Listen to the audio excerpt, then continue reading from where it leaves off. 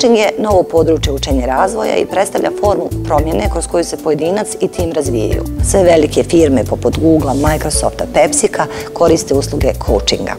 Primjenjuje se u raznim situacijama. Jedna je od tih kada organizacija prolazi kroz promjene, bilo da su izazvane ulaskom na novo tržište, pripajanjem drugoj organizaciji ili usvajanjem nove strategije. Coaching pomaže rukovodiocima da se brzo i kompetentno prilagode toj promjeni. Cilj nam je unaprijediti efikasnost rukovodioca i povećati njegovo pouzdanje u ulozi koju obavlja. Prvi ciklus će se baviti odgovornostima i faktorima koji utječu na efikasno rukovođenje, te onim kako postati efikasan rukovodioc.